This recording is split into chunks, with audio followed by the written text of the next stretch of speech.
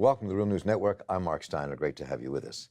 Israel's Prime Minister Benjamin Netanyahu has been indicted on 3 counts: bribery, fraud, and breach of trust. Achavai Mendelblit, who is the Attorney General, was seen as a political ally of Netanyahu's, brought the charges against the Prime Minister. Now, Israel is sharply divided over these indictments, 50-50, some polls say.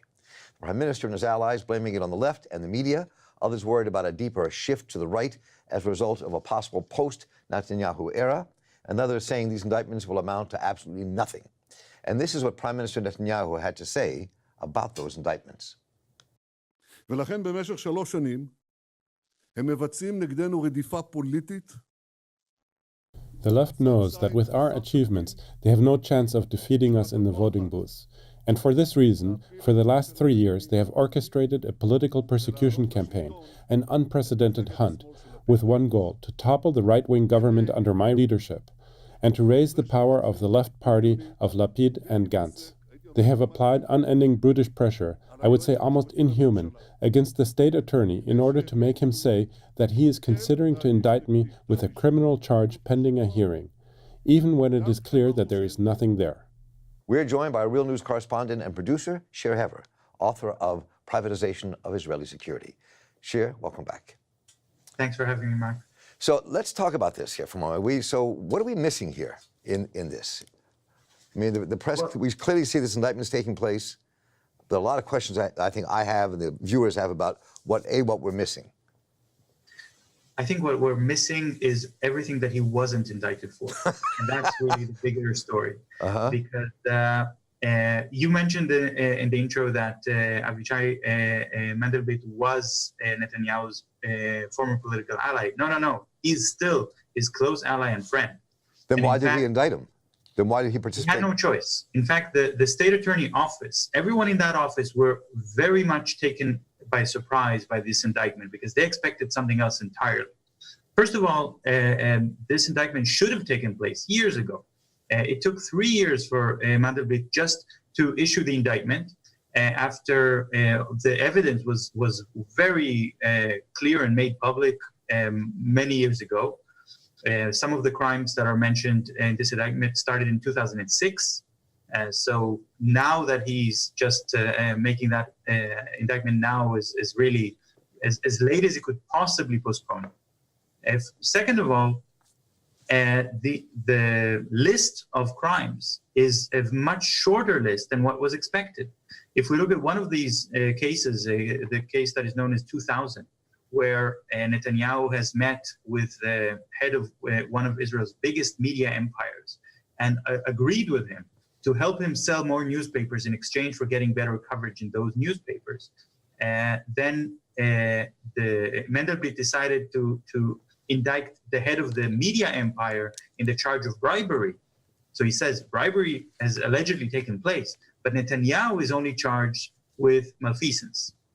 So he has accepted the bribe, but it doesn't count as bribery, but rather as a smaller charge. So let me ask you a question about that particular indictment, because I was very curious about this when I read through it. So the newspaper they're taking on in this apparent indictment, the other newspaper, is owned by Sheldon Adelson, who is a huge ally of Netanyahu. So what was that game about? Well, Netanyahu is claiming to his defense that he was trying to trick and entrap Noni Moses, the owner of Yediot Achronot, the other newspaper. Noni Moses is claiming the exact same thing. He's saying, I was trying to entrap Netanyahu.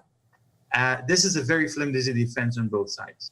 And there's a recording of the conversation. If you listen to that recording, it's unbelievable, where Noni Moses is telling Netanyahu, you can legislate to stop Adelson's newspaper in order to put me again on the #1 place. And Netanyahu tells him, well, I have to talk to the gingerhead first. And he refers to Adelson by that. But you can already start turning the ship around, meaning you can already start changing the coverage. But I really have to say something very important. When I say what is not included in this indictment, the most important issue, in my personal opinion, is that the crimes of theft, bribery, malfeasance, fraud, these are minor crimes compared to the crime of killing, to war crimes, to confiscating private land from people, from using live ammunition against protesters, from bombarding civilian neighborhoods. This is the real crime for which Netanyahu is responsible and for which he needs to face a trial. But of course, the Israeli legal system is absolutely not going to put him on trial for these things. Right. So for clarity's sake, what you're saying now are these political issues that are really critical, but as you said, they were never part of any consideration of indictments when it came to Netanyahu. Absolutely. The Right. Israeli legal system does not consider killing Palestinian civilians to be a crime. This is something that unfortunately has to be said. It boggles the mind, but this is the reality. So But I'm there's sorry, another go ahead. issue that was actually mentioned many times, exposed by the Israeli media, which is the divertment of money of about $4 billion from the Israeli defense budget to buying unnecessary submarines from a German company because there was bribery involved. And this bribery involved Netanyahu's lawyer, Netanyahu's cousin, Netanyahu's close friend. Nevertheless, Avichai Mendelblit said from day one, I'm not even going to interrogate Netanyahu on this. I'm not going to investigate whether he's involved or not.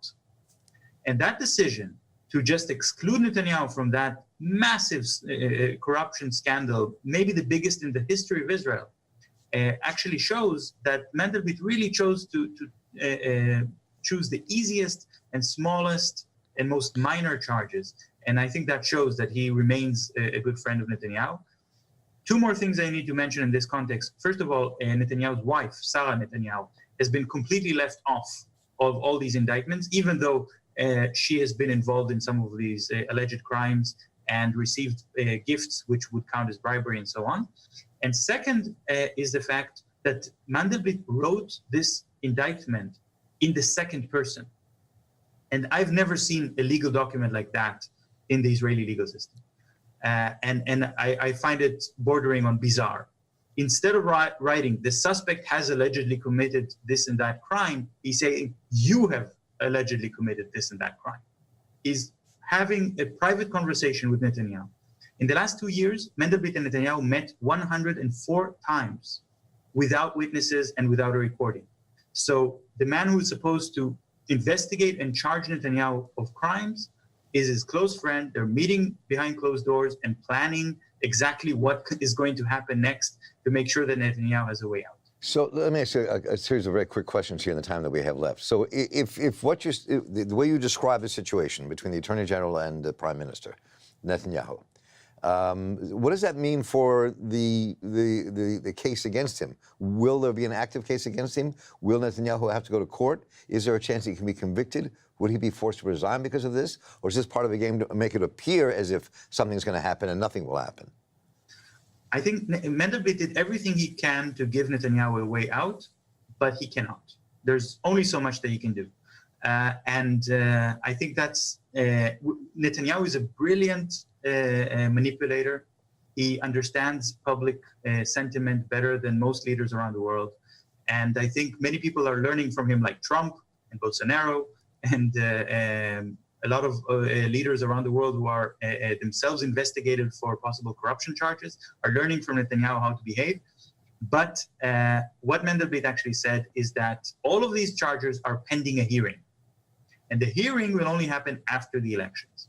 So Netanyahu is hoping to win the elections by a landslide, and he probably will. He has very good chances to win the elections by a landslide, and then say, well, the people have already exonerated. In the eyes of the people, I'm innocent. And then maybe cut a deal to get the charges dropped against him. But even though that was the way that it was phrased in the indictment, the Israeli media and the Israeli law enforcement agencies, they see it quite differently. They realize that this is not something that can just be brushed aside and ignored. So it is possible they're going to let him, they'll drop all the charges in exchange for Netanyahu stepping down from office. That is one of the possibilities that many pundits and speculators are promoting. But just letting him ignore the whole thing and continue as the prime minister, well, that may work in places like Turkey or Hungary, but it doesn't work in Israel because Israel is a colonialist society. And the public have been socialized and educated to believe that they are masters of their own destiny and of their own land and society. They will not accept this kind of meekness of being the foot soldiers of Netanyahu and to accept the fact that he can steal their money and get away with it. So two other very quick questions here, because we're running out of time with this. But I want to. One of the poll that came out at the Israeli Times the other day showed that the center-left party of Gantz, the former general, with 44 seats to 25 for Likud, which is Netanyahu's party, does that mean momentum is picked up for the center-left, or however you describe them, in this election because of this indictment? And Netanyahu is in danger of losing? Because you just said the opposite. Yeah, well, I've seen about 20 polls in the last couple of weeks. And all of these polls painted a completely different picture in which Netanyahu is winning by a very large majority. And it's not just a question of these two party sizes, but also what are the other parties which can form a coalition. And I also think that this so-called opposition party by Gantz and Lapid is in fact already preparing to sit in the coalition with Netanyahu as junior partners. But I thought Gantz said he would not sit with Netanyahu if he won because of the indictments. Well, unlike other Israeli politicians, they have avoided the question, will you refuse to sit with him? And maybe said something like, well, he should resign, he should step down. But if it comes out that he wins the election, will you sit down with him in the same cabinet? When that question was posed to them by journalists, they said, well, let's change the subject. So I think that shows that they understand the intricacies of this issue a bit differently. And in fact, this one poll, which was published by Israel Today, is the outlier. And I find it very surprising, actually, because everyone in Israel knows that Netanyahu was going to be indicted. That was not a surprise. If anything, the surprise was how weak the indictment was. So I don't think it's because the indictment suddenly 10 seats in the polls have moved to another party. Absolutely not. I think what is happening is that Netanyahu is manipulating public opinion in order to present himself as the underdog, being persecuted by the so-called left, even though there is no left. There is a very, very small left movement in Israel, in order to get populist support and win the election with a big majority. So finally, one of the things that comes out of these indictments is that there's, in this campaign for the next Israeli election, is that Netanyahu is moving even further right in terms of the coalition he's building, with a very far-right racist party like Kahani's party, which we can talk about just briefly to describe that for the viewers, and that some people have written in 972 and other places that this election could prove and even make it even worse for Palestinians than any election before, especially in a post-Netanyahu era. So how would you comment on those things as we close?